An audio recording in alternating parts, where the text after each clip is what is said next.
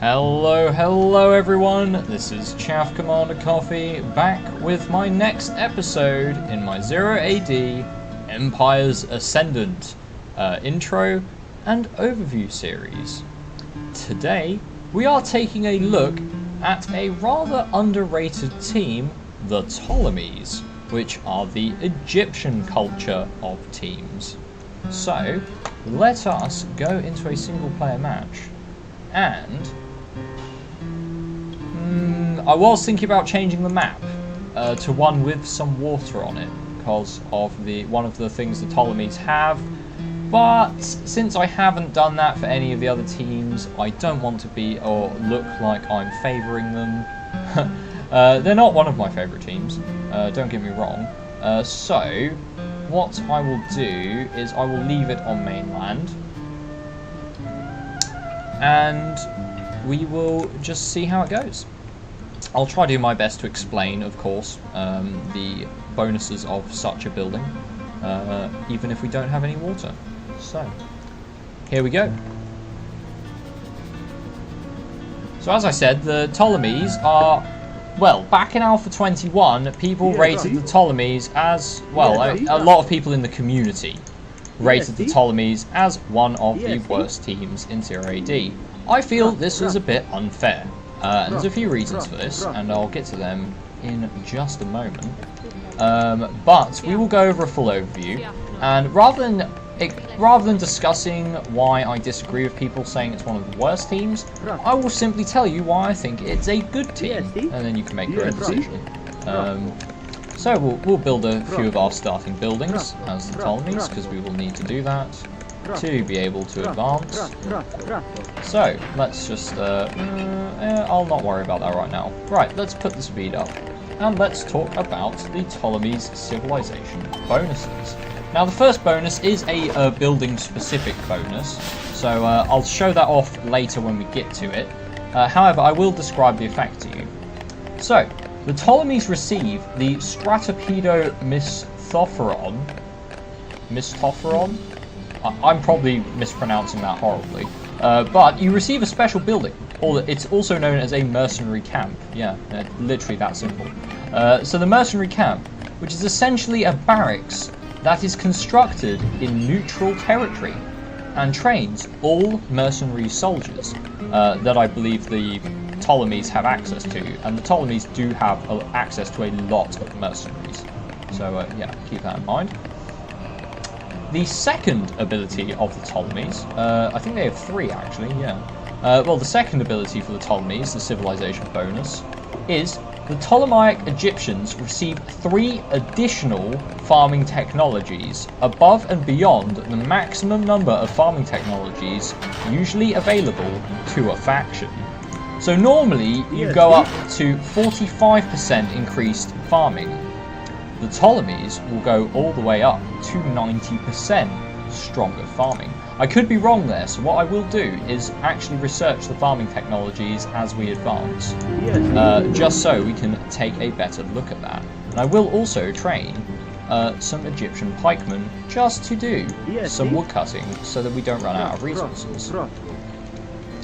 Right, and we'll have we'll have these guys build the storehouse, and then we'll have them build the blacksmith, which we're going to need to age up, the temple, the marketplace. We'll build a defense tower in there, because why not? That. And then we'll build, the military colonies. We want to build the military colonies? Yeah, we'll build the military colony, because I believe this is the, I think it is the mercenary thingy that they were talking about. I'm not 100% sure on that, because there is another team that gets access to the mercenary colony. So, yeah. But we'll go over that in a little bit. Right, can we get the next farming technology? We can. Excellent. Okay, and in a short while we should be able to age up to phase 3 and then take a look at some of the better technologies that the Ptolemies get. The third civilization bonus, now the reason I was sort of hovering on this is because it's not currently available. It's one of the sort of herding corral civilization bonuses. But effectively, it's the Ptolemies can capture elephants and camels, wild elephants and camels, and by hosting these animals at the corral structure, it reduces the corral structure being this. You can reduce the cost of training elephant and camel units. As you can see, our standard horse archer is actually riding a camel, so it will reduce the cost of these camel archers. And also the Ptolemies do get access to better elephants as well. So can't age up quite yet. Yeah, those workers might take a little bit of time to do that. So we'll just go over the team bonus whilst we're waiting for them to build things. Okay, so we have Breadbasket of the Mediterranean. All allies automatically gain a slow trickle of food income.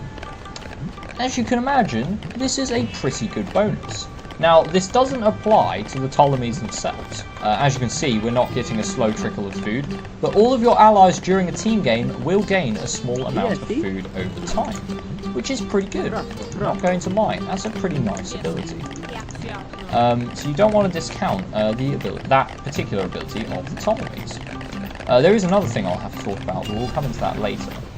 We'll go on to the unique technologies of the Ptolemies. We have Hellenistic metropolises, which we saw in our Macedonians overview. Now, for those of you that are a bit more history buffs than others, yeah, the Ptolemies are actually the dynastic era of Egypt after Alexander the Great had freed them from the pharaohs. So they are a bit more Greek culture inclined, and you do get Hellenistic metropolises as a result of that as one of your technologies. It's also why you get Egyptian pikemen. The Egyptians, I don't think they originally fought with pikes in ancient era warfare. It was mostly chariots. Chariots and kopeshes, which were effectively axes or fancy swords. Anyway, anyway, me getting off track. But probably mostly spears though, but not pikes. I think pikes are a bit more of a Greek thing. Anyway, yeah, the effect of Hellenistic metropolises, for those of you that haven't seen the Macedonians overview, is all of your civic centres, your civic centre being this, gain double health and loyalty, as well as double the default arrows fired.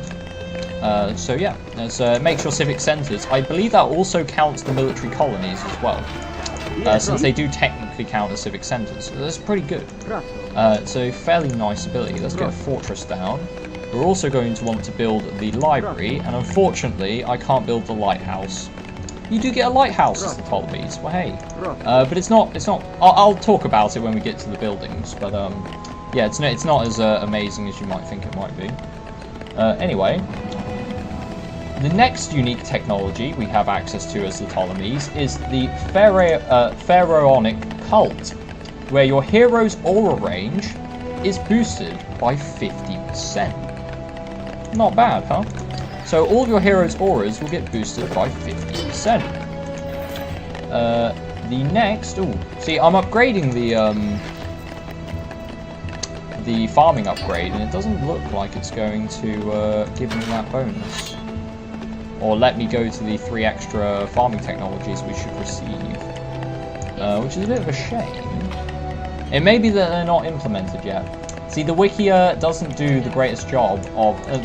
apologies to anyone that did the wiki. It is actually a very good information tool. But it doesn't necessarily say whether something isn't implemented yet or not. And I think the Ptolemies are the most recent team to be added to 0 AD, so they're not quite finished. Obviously, the game itself is not quite finished, so keep that in mind. But yeah. So if the extra 3 technologies are not available to the Ptolemies, that will probably just be a case of them being quite new. So keep that more in mind for work for the future. They will probably get access to those abilities as the game gets developed. Right, the next unique technology we have is Well Sweep. You receive increased food production for farming fields, which is pretty nice. yeah, I think these next three things in the unique technologies, yeah, are the actual farming technologies that we, or at least I can't see in any of the buildings.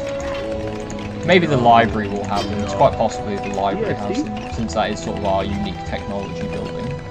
Anyway, the ability after well sweep is water wheel, and that again increases food production from your farming fields. And finally, we have Archimedes' screw, which increases the food you gain from farming fields. They're not in the library. That's unfortunate. It's probably a case of them not being... yeah, they're probably not available in the game yet, so very sorry to those of you that were expecting all those extra farming technologies for the Ptolemies. I don't think they're currently in the game, which is a shame, but never mind. So those are the... well, so mainly... I should probably head back and take a look-see. Hero Aura range being boosted, and then the Hellenistic Metropolises. Yeah, so those are the two main technologies you need to look out for with Ptolemies. Right. So those were the civilization bonuses, team bonuses, and unique technologies for the Ptolemies. Let's go into the Ptolemies unit roster. So we have our basic villagers, our pikemen. These pikemen will be the same stat-wise as the Macedonian pikemen, as you can see there. And we also have a very interesting unit. We have mercenary Thurios skirmishers. Now, in the previous alpha, you used to get mercenary archers as your first ranged unit in your town centre, but they seem to have changed it to mercenary javeliniers. I'm not quite sure the reasoning for that. Maybe a balancing, but never mind. And we also get access to the Nabatean Camel Archer, which are these camel archers here. Now, we haven't had a look at a... have we? I don't think we've had a look at a citizen horse archer yet. We may have done. I'm going to go over it just to be on the safe side. They have a ranged attack of 7, a range of 72 meters at a rate of 1 attack per second. They have 3 hack armor and 1 pierce armor. So not particularly durable against enemy archer fire, but they are quite long range, which does mean that against slingers and javelineers they should have no problem kiting them to death. So not bad. One of the things you will probably notice with the Ptolemies is they have a hell of a lot of mercenaries. So we have, from the barracks, we can also train the Cretan mercenary archer, which we've seen other teams also have access to. The only other citizen soldier the Ptolemies have access to, which is not a, unless I'm mistaken, yeah, the only other citizen cavalry that you, or citizen unit, sorry, not cavalry, citizen unit you have access to that's not a mercenary is the Judean slingers. So we have the Egyptian pikemen, the Judean slingers, and the Nabatean camel archers. Every other citizen soldier in the Ptolemies unit roster is a mercenary. It's one of the reasons people thought they were quite low tier, is because they're so metal intensive just to get their citizens, and it was also because pikemen were generally seen as being quite bad units, but I think they've been thoroughly improved in this alpha, so they should perform a lot better. But we'll see once I start getting into the multiplayer games. I might be proven terribly wrong, but there you go. So, as far as mercenary goes, or mercenaries do go, we have the mercenary Thurios skirmisher, which is our javelin-armed mercenary soldier, the Cretan mercenary archer, which is our archer mercenary, and at this military colony, which is effectively how the Ptolemies will build. They don't build. They can build more town centres, but you can build a cheaper version of the town centre. Called a military colony. This is effectively the mercenary camp that we that was discussed in the civilization bonuses. Yeah, and this will train you only mercenaries. These are all mercenary units aside from the Egyptian women. So we have the mercenary Thurios spearmen. So these are actually spearmen, not pikemen, and they will cost metal as well. We have the Gallic mercenary swordsmen, which are sword-based mercenary units. We have the Macedonian Settler Cavalry, which are Lancer mercenaries, so they're Lancers, but they do cost metal as well. And then we have the Tarentine Settler Cavalry, and these are mercenary Javelin Cavalry. So we have a lot of mercenaries, and you might be thinking to yourself, I don't want to spend all that metal on basic citizen soldiers. That seems like a bit of a waste, because I can't get as many upgrades, can't get as many champions. Well, the Ptolemies have something for you then. All nations that gain access to mercenaries also gain access to this upgrade here, expertise in war. Mercenaries are promoted to advanced rank but require 20% more training time. And you're probably still thinking to yourself, well, if it takes longer to train them, why would I want this upgrade? All of your mercenaries are made a fair bit more powerful. It's not a huge upgrade, but it is something to improve the combat effectiveness of your entire working force, aside from the Egyptian pikemen, the Judean slingers, and the Nabatean camel archers. Other than that, all of these recruitable units at the military colony, and also your Thurios Javelineers and the Cretan mercenary archers, they all gain 1 experience rank, which I discussed in I believe I discussed it in the Athenian overview, or general overview if you would. But here it is. So our units are currently at basic rank, and they have no experience because they haven't been in combat. All of the mercenaries, I believe I should have some mercenary Javelineers here. These guys are they will automatically reach rank 2 if we purchase that upgrade. So yeah, it is pretty useful. Like, don't discount it. So what I will do now is, since we've gone over the we haven't gone over the full roster, but that's the mercenaries. Before jumping onto the fortress, we may as well, since you probably noticed, oddly enough, the Ptolemies get to train their heroes from their town centre. I believe it's unique to the Ptolemies to be able to do this, which is pretty nice. A lot of people don't rate this perhaps as much as they should. By being able to train their heroes from their town centre, the Ptolemies effectively, as soon as they hit age 3, can get a hero. They don't need to build a fortress, and these fortresses take a long time to build. So they do get their heroes particularly quickly once hitting age 3. So yeah, pretty useful. I really like this. It actually gives them a bit more of an edge, at least once hitting age 3. So the three heroes that the Ptolemies have access to is Ptolemy the First, the Saviour. This is an elephant hero. So yeah, and he gets a war elephant, which is pretty nice. He has 2 abilities. He has the Patron of Construction, which gives 10% build and repair rate for workers within range of 60 meters. And his second ability, which is Mercenary Patron. Your mercenaries cost 50% less resources during his lifetime. So, you will still have to pay metal for your mercenaries. However, all of your mercenaries, particularly the cavalry, which are quite expensive resource-wise, cost 50% less resources. So, they cost less food, they cost less wood, and they cost less metal.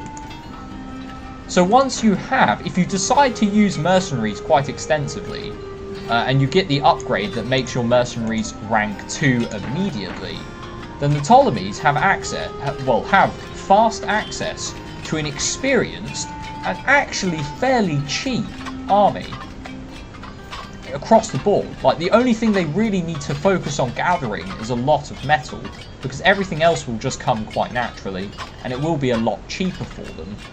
So yeah, Ptolemy the First, the Saviour, pretty good. His construction ability to build things faster and increase the repair rate is not so amazing, but the 50% reduction cost to mercenaries is pretty awesome. So he makes up for it, and he's a free war elephant, so that's always nice. The second hero we have is Ptolemy the Fourth. He's known as Father Loving, or Loving Father. I think it should be the other way around, Loving Father, but there you go. And he is a close quarter sword cavalry. His icons are another bug for the developers. Ptolemy the Fourth, either he has a buggy tag where he's a sword cavalry, or I might as well train him just to be on the safe side. Yeah, we'll train him. Yeah. He has a few bugs actually. There's a few bugs with Ptolemy the Fourth. So I'll just go over them.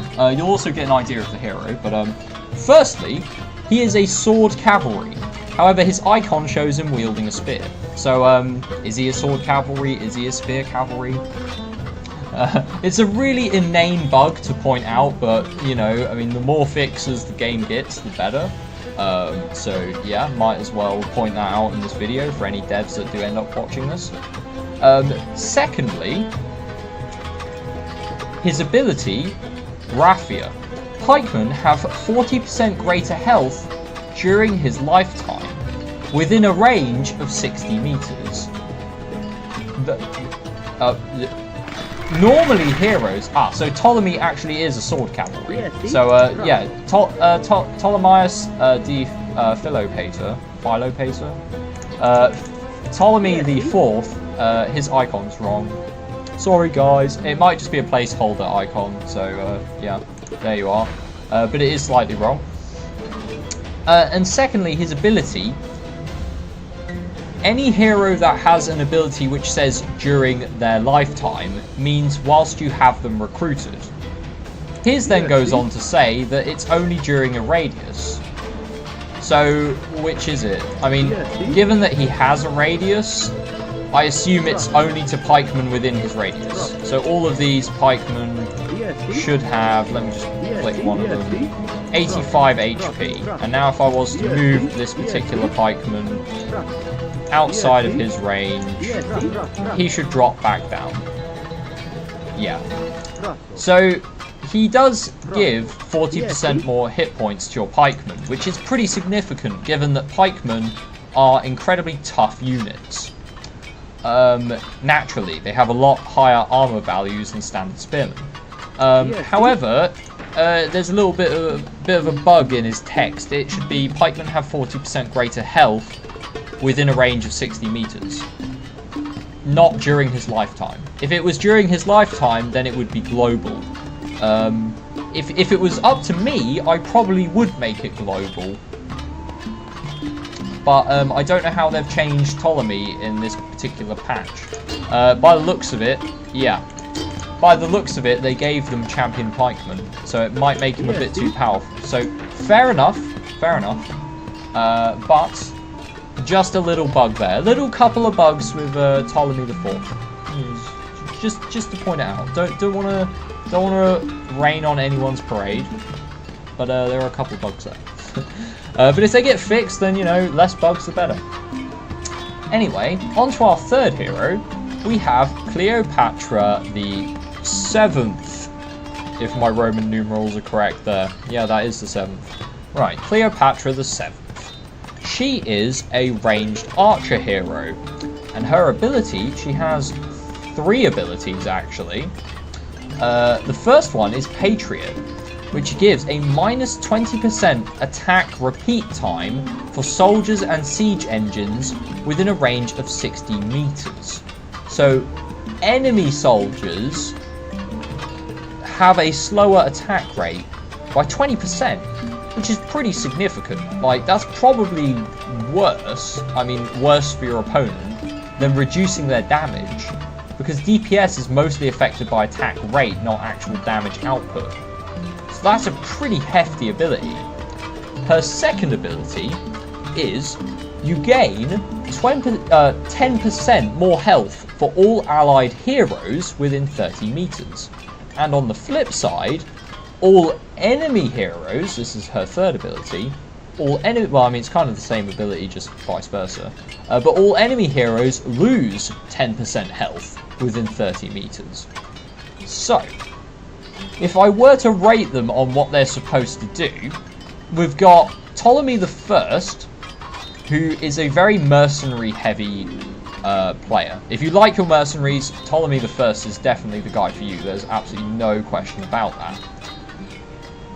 Ptolemy the Fourth, pikemen. Do you like using formations? Now, pikemen are quite slow, and if I'm not mistaken, this isn't said on the wiki, but the Ptolemies do gain access to the syntagma formation, which is specifically for pikemen, I believe. So, if you like your pikemen, especially since Ptolemies did get upgraded in this alpha, since they also got access to the Royal Guard infantry. I can't remember if they had those in the last alpha, I could be wrong. But they do get those particular units, which I will go over in just a second. Sorry about that, I will go over them in just a moment. But if you like your pikemen, Ptolemy the Fourth is the way forward, because all your pikemen get a significant bonus to their hit points. It really is. It's like an extra, like 50 hit points or something. It's pretty big. These are just your citizen pikemen. Your champion pikemen will have even higher base hit points, and thus it will give an even bigger bonus. So yeah, pretty significant. Other than that, if you prefer not to use pikemen, you probably don't even want to consider Ptolemy the Fourth. I mean, that is his only ability, and it does mean your army is going to be quite slow. Your army will be very tanky, but it will be quite slow. Thirdly, we have Cleopatra. As far as Cleopatra goes, her Patriot ability is pretty damn strong. I really like it. I believe it's been changed since Alpha 21. So far as I remember. I could be wrong there. But so far as I remember, I think they've changed it. So she seems pretty strong, not gonna lie. For team games, certainly, you probably want to pick up Cleopatra, because she boosts the health for all your allied heroes. And 10% health is actually a lot, since heroes generally have anything ranging from 1,000, or I think it's 750 for the archer ranged heroes, all the way up to 2,000 for war elephant heroes. So if she knocks 200 hit points off a hero just by standing near them, or increases a hero's hit points by 200, or however large the bonus or count is, that's pretty good. It's actually pretty strong. So I think Cleopatra is probably a lot of the all of Ptolemy's heroes are a bit not niche, but they have a very preference-based pick for them. If you prefer mercenaries, you take Ptolemy the First. If you prefer pikemen, you take Ptolemy the Fourth. If you play team games, or I think Cleopatra's probably the best general hero, the best of the bunch for just a general pick. But again, I think they're more preference choices with the Ptolemies heroes. So yeah, it is a bit more of a playstyle thing. Anyway, on to the fortress. Now, the Ptolemies get access to 3 siege weapons, which I went over in my Macedonians overview. We get the siege catapult, the bolt shooter. Both of these have shown up multiple times, and they will again. But we do also get access to the siege tower, which I showed off in my. I can't remember if I think the Ptolemy siege tower slightly better than Macedonians ones. I will train one just to be on the safe side. I'll also train the Ptolemies champion units, but I can't remember off the top of my head. I literally cannot remember. But yeah, they get access to the siege tower, so pretty good, pretty good. The siege tower is actually a solid siege weapon for the use of pikemen. Pikemen are very strong anti-cavalry units, and if you garrison a bunch of pikemen inside your siege towers, they will shoot arrows out. And I think the siege tower may compensate for the slow speed of the pikemen. It sounds really weird, but I'm pretty sure the siege tower is actually faster than the pikemen. It says that the pikemen are actually a bit faster, but only very slightly. So at least if you put them in the siege tower, they will be protected from ranged attacks. Okay, so we have our first champion there. So yeah, there we go, that's the siege tower. I won't go into detail too much in how the siege tower works. Yeah, no, it looks like the siege tower is actually the same as the one the Macedonians get. I could be wrong there, but it looks like it is. So yeah. And I'll quickly spawn each of the mercenaries just so you can take a look at them. Right. Onto, now all of these types of mercenaries, as I said before, a unit in one civilization will have the same stats as a unit in the other civilizations. So they will have the same stats as, say, the mercenaries that we saw with Carthage. But just to show you, they are there, and that's what they look like. Right. Right. Let's see.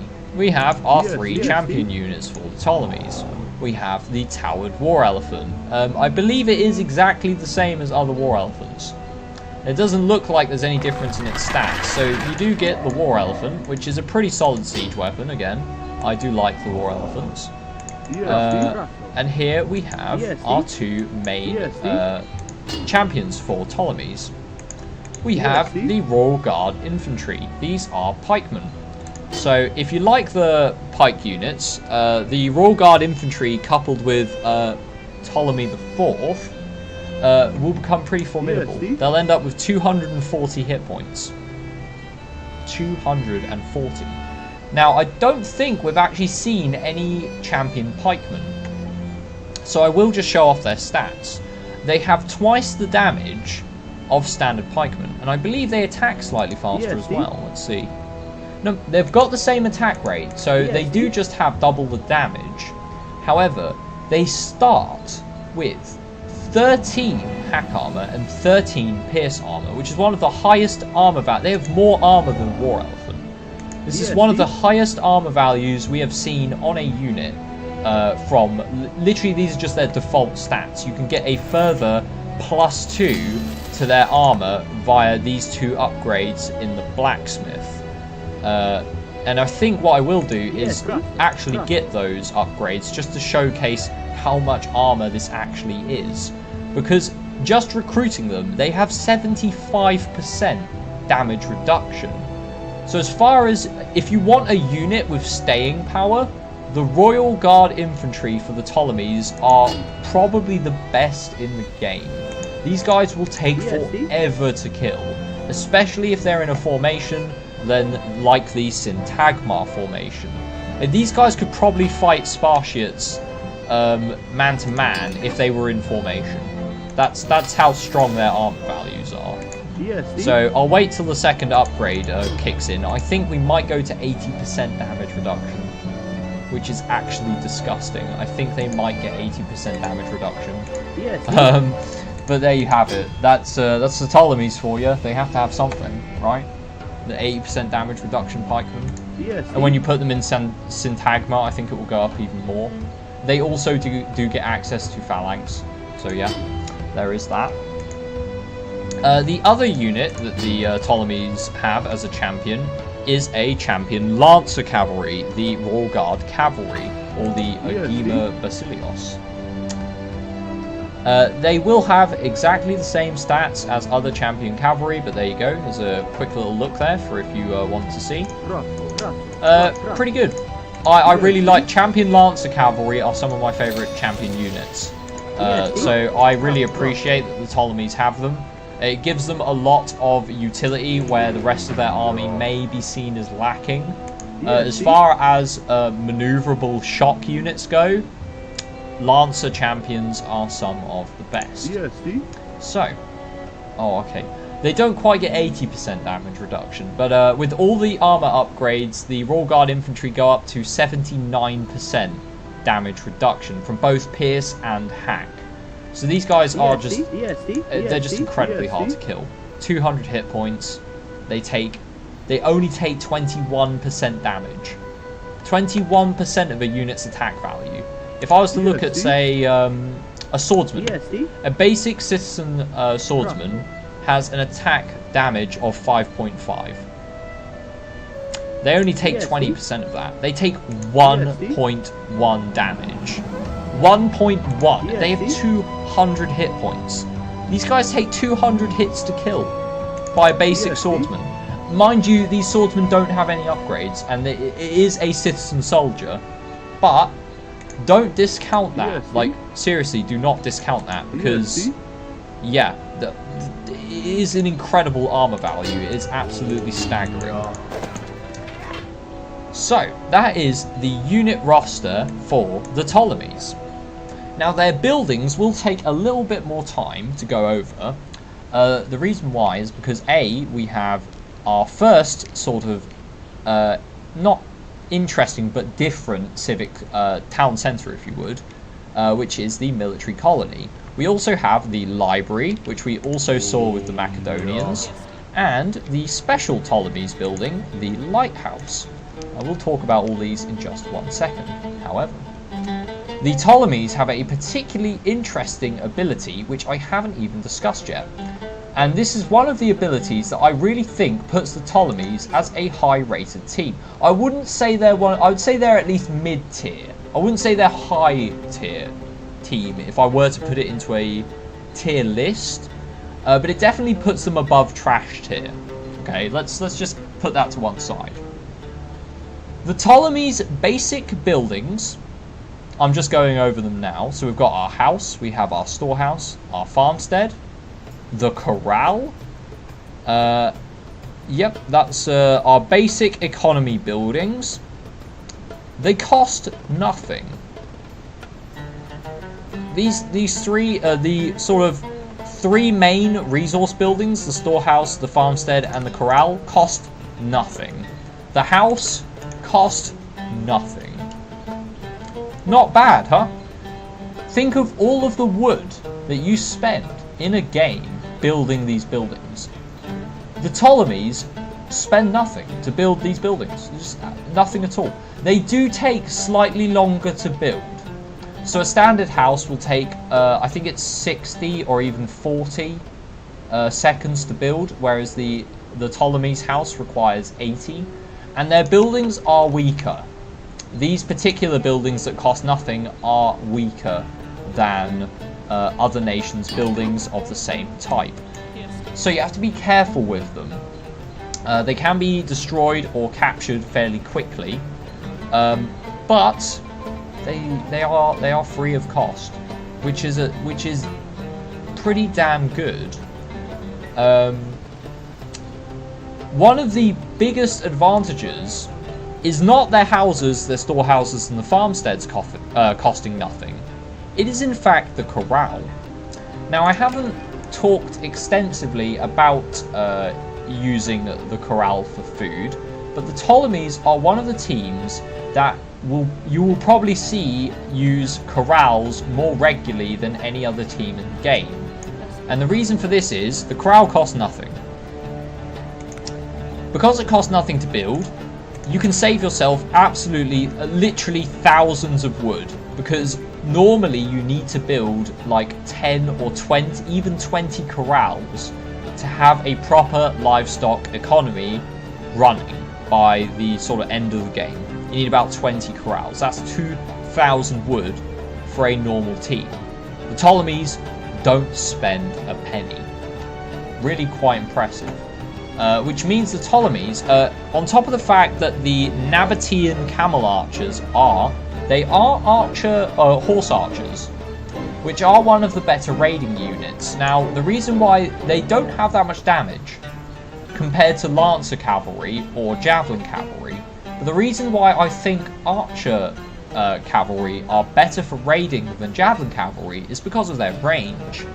If you're fighting a nation that doesn't have access to archers, they cannot stop you. Like, your opponent cannot, they literally cannot stop you whilst you raid them. You just shoot arrows at them, then ride away, and there's nothing they can do about it. So that's why I rate horse archers so highly for raiding. And because horse archers, or the camel archers in this case, cost so much food, if you wanted to mass up a lot of them, you need a lot of food. Also, they're not doing anything.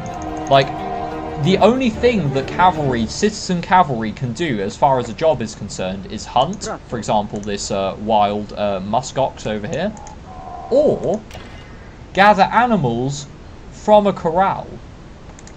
So this plays in very heavily with one of the strategies that you will see Ptolemy players implement. And it is pretty powerful. They're one of the better teams to pull this off with, in my opinion. So I will go into that a little bit later on. The other building we have, which is or sort of special, or the sort of the unique buildings that the Ptolemies have. They're standard buildings. They all cost sort of standard resources to build. The barracks is a mixed wood stone building. So there you go. But the real special buildings that the Ptolemies have access to, I will go over the library first. Now, I already talked about the library in my Macedonians video, and it does contain the exact same research as the Macedonians get, the Hellenistic metropolises. So you can just pause to the video if you want to read that for yourself, but I did talk about it earlier. You should have been listening. Anyway, the library also provides a 10% reduction to the cost and research time of all your technologies, which increases by a further 10% per library that you own. You can only build one though, so you have to capture the other libraries if you want to get further tech cost reductions. So there's the library. The other building that the Ptolemies have, which another team does have access to, but we'll talk about that when we get there. The other unique building that I have constructed is the military colony. Now this acts as a town centre, but it has a smaller radius of influence.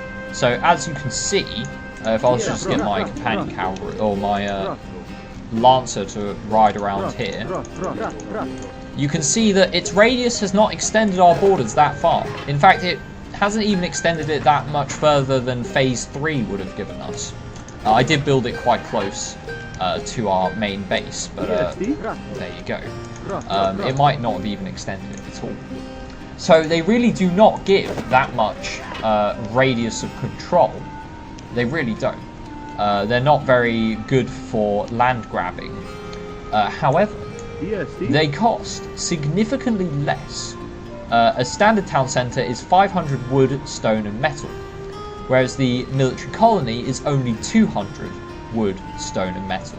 So you can build 2 military colonies for the price of 1 town centre and still save yourself some materials. So they're pretty good for that, in that respect.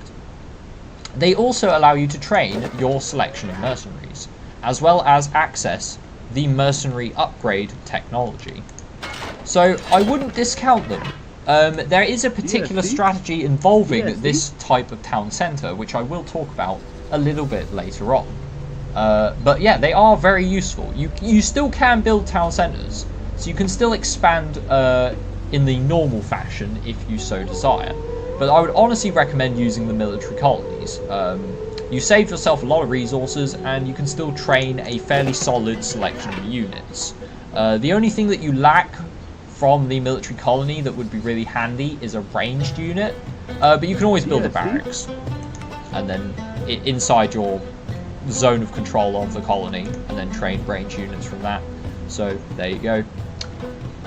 Anyway, the final unique building, which I won't be able to show off because it does require water to be on the map, is the lighthouse. So the lighthouse here, as you can see, it's greyed out, so we can't build it, which is, yeah.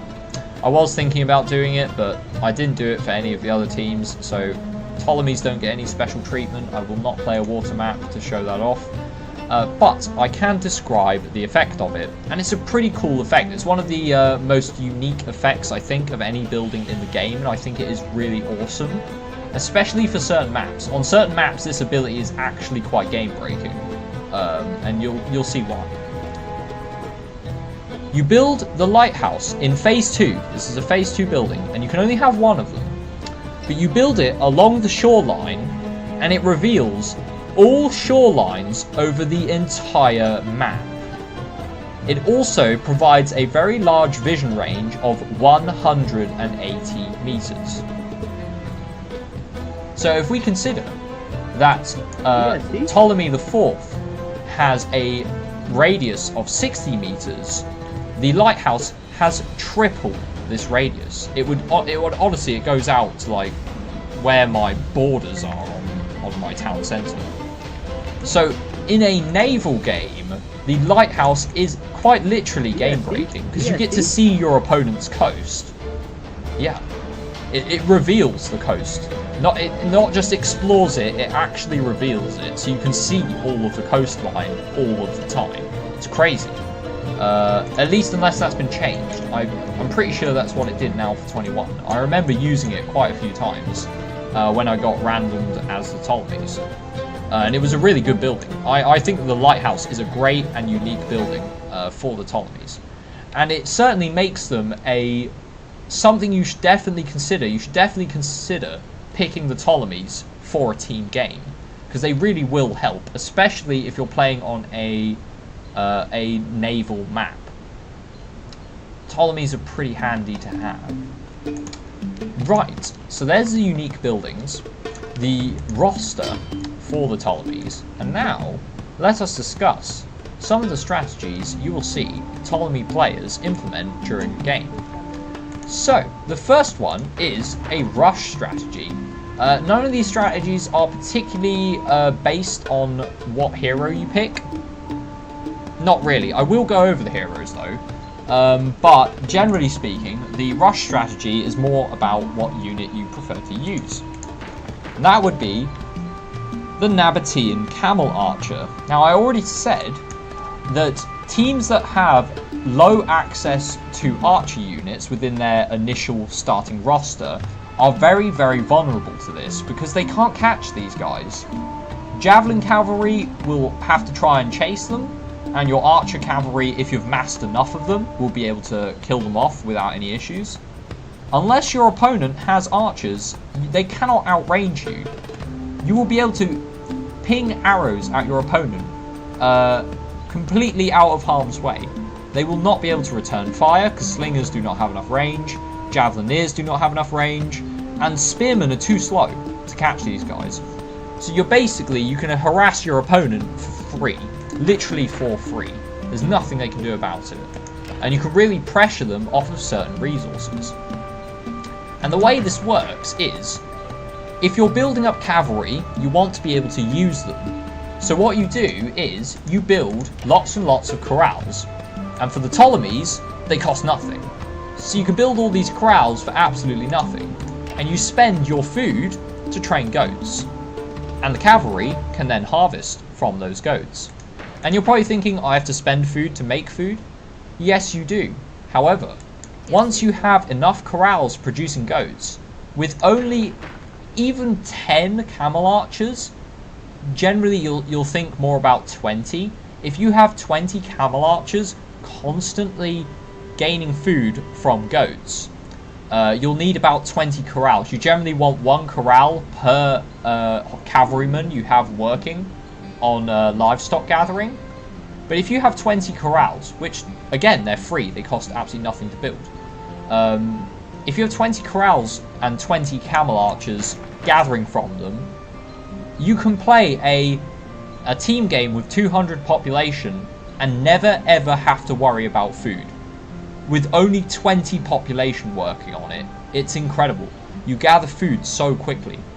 And with all that spare food that you are earning in the early game, you can use that to train more units, to gather wood.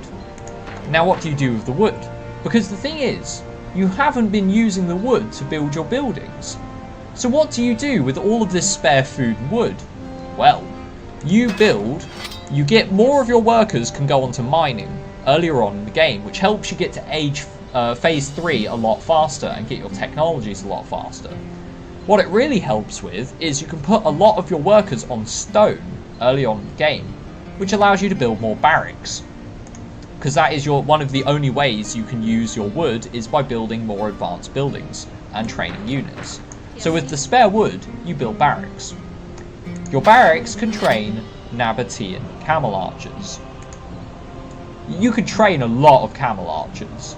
And I mean, if you're raiding your opponent 10 minutes or even quicker, say you send a small scouting force of like 2 or 3 camel archers to scout your opponent's base, and you see that he is not building any cavalry, he is going quite heavy on infantry to sort out his early economy.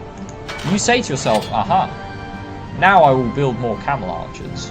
And you mass up, say, 40 camel archers by 10 minutes into the game, your opponent is literally powerless to stop you. I really mean that. Like, they will have extreme difficulty stopping you from completely destroying their economy and just forcing them to tap out, say, 12 minutes into the game. Nabatean Camel Archer Rush is incredibly powerful. And it has a secondary effect for when you go to the late game. Because you have a corral and livestock-based food economy already set up, you are saving yourself about 20 or even 30 population later on in the game, because you don't need women. You don't need any. Women are generally more efficient at harvesting food, as I discussed in my general overview for 0 AD, compared to men anyway. The only difference is when citizen cavalry are concerned. Citizen cavalry are incredibly fast at gathering food, but only from livestock or hunted animals. They can't work on anything else. And because of the setup time it normally takes to get livestock economies going, a lot of people forego them until the late game, where they need to be more population efficient to actually win the game. The Ptolemies have already done this, because the Ptolemies start the game and start building up a livestock economy right from the get-go. So yeah, not bad, huh? So you save yourself population capacity in the late game, and enable yourself to perform quite a dangerous early game rush using a large mass of camel archers. It's pretty good, pretty good. That's why I think the Ptolemies are a lot better than people suspect they are. Maybe it's because people are put off by their sort of infantry roster being mostly mercenaries, so they don't try around with different strategies. But honestly, I've seen some absolutely crazy camel archer rushes with like 60 plus camel archers, and there's very little you can do about it unless you also have access to archers. Building towers is one of the best ways to deal with that. Towers will outrange camel archers, and you can garrison your units inside of them to shoot more arrows out. Also protect your units. So if you are up against a Ptolemy player and you think he's going to rush you with camel archers, yeah, probably a good idea to build some towers. Definitely a good idea to build some towers. Right, some of the other strategies you'll see. We have 50% less mercenary cost. It's not so much a strategy as it is just playing a bit more conservatively. Because mercenaries cost metal, you don't want to lose very many of them. And because the mercenary upgrade, which makes them a higher rank, will increase their training time, and I also believe, unless this has changed from Alpha 21, higher rank citizen soldiers gather resources slower. Unless it's changed from Alpha 21, it will still be the case in this Alpha. If anyone who's watching the video knows otherwise and can point that out, then please do. I wouldn't want to give anyone any misinformation, but in Alpha 21 that was the case. So if you were playing more of a slow build kind of style game, you could use Ptolemy the First after hitting age 3. So what you do is you don't build any mercenaries, you just focus on getting Egyptian pikemen and the camel archers, building up quite slowly, playing quite defensively. Then you build your first military colony, and this doesn't even necessarily need to capture you any land. You could just be building it in your borders just to have access to these mercenaries. Then what you do is you grab the mercenary upgrade, the expertise in war upgrade. It is retroactive, so what you can train the mercenaries prior to getting the upgrade, and that's absolutely fine, as long as you have Ptolemy the First on the field. Because if you don't have Ptolemy the First, then you're missing out on the resource cost reduction that he is offering you for all your mercenary units. But if you do get Ptolemy the First and you get a bunch of mercenaries and then you grab the expertise in war upgrade, you will ensure that your army of citizen soldiers will be able to beat your opponent's army. Like 9 times out of 10. You will win in a citizen versus citizen soldier engagement, because your guys will be rank 2 and they'll only be rank 1. So all your units will have higher damage, higher... I'm not sure if it increases their armor, but they will have higher damage and more health. So they should win. Unless you get completely countered in terms of unit type. But your mercenaries should win 9 times out of 10. If you go for that kind of slow build-up, mercenary-heavy game. The sort of final strategy you'll see the Ptolemies use is a slow encroachment strategy, much like the Iberians. So what will happen is the Ptolemies will basically play very defensively, as with the mercenary sort of build-up. Instead, they will be booming for Royal Guard infantry. Once the Royal Guard infantry, supported by some elephants and some of the Royal Guard cavalry, so very champion heavy, once these guys are marching towards your base, there's not much you can do to stop them. They have 79% damage reduction. There's very little you can do to stop these guys. Once they have a large enough mass just walking towards your base. Say they have 50 or even 100 Royal Guard infantry just on their way, just marching. Once they've boomed their economy up high enough that they can support those kinds of units, yeah, they will just walk towards you and just start rolling over your men. You won't be able to kill them. I guarantee you that now. If you are going to go for that kind of slow encroachment, mass build-up strategy, then Ptolemy IV. All your pikemen get 40% more health. Yeah, which means these guys get 280 hit points. 280 on top of 79% damage reduction. They're like pikemen war elephants. They're crazy, honestly. In fact, your champion cavalry only have what is it? Oh, where's he gone? Oh yeah, I scouted with him. Here we go. Where is he? The champion cavalry have 300 HP. And when they are fully upgraded for armor, they will have 10 hack and 9 pierce. These guys have 15 hack and 15 pierce armor, and they'll have almost as much hit points. So they will last a lot longer than even your cavalry will, which is crazy. These guys will just not die. The only problem with a strategy like that is you're very prone to being sieged down. You won't have any pressure whilst you're building up, or it's very hard for you to get pressure unless you use the camel archers correctly. You'll need to keep raiding and harassing your opponent with camel archers whilst you build up your mass of Royal Guard infantry. But once you have enough of them, you can, it's pretty much plain sailing. Pretty much plain sailing. And I'd say it's about 50 Royal Guard infantry to 100, depends on population cap in the game. And also you would want at least 20 of the Royal Guard cavalry and maybe 5 or even 10 war elephants to get through their buildings. Once you have that kind of number of units, which is about 100 of your pop cap, you should be able to roll over your opponent without any issues. Should be able to.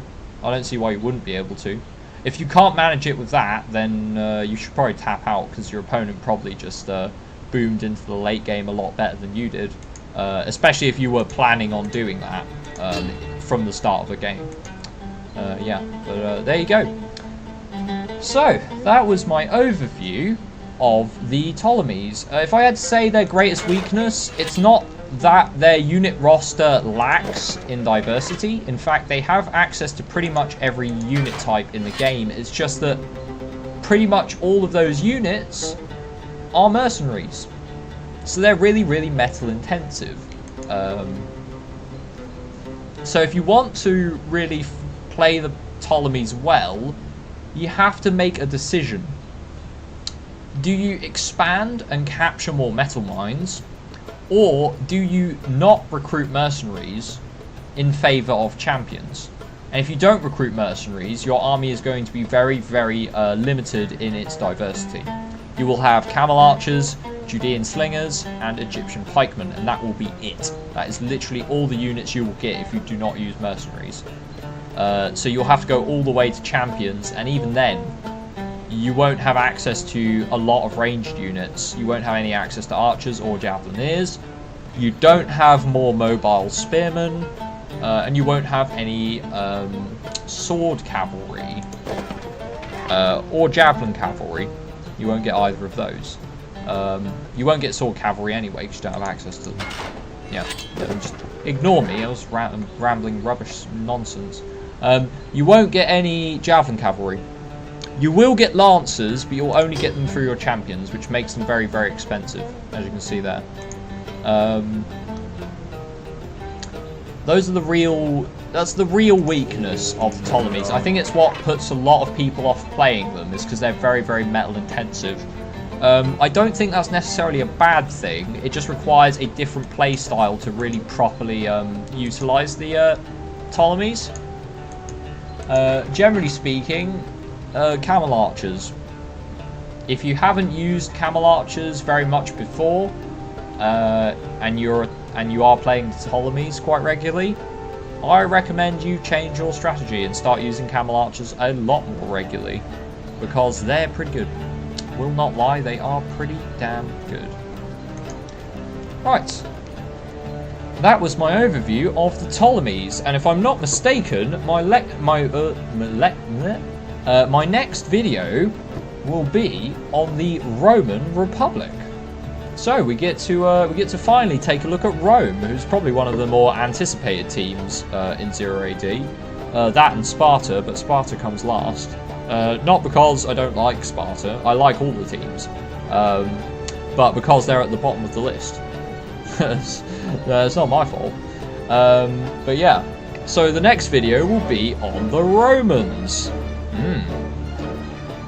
Right, it's been me, Chaff Commander Coffee.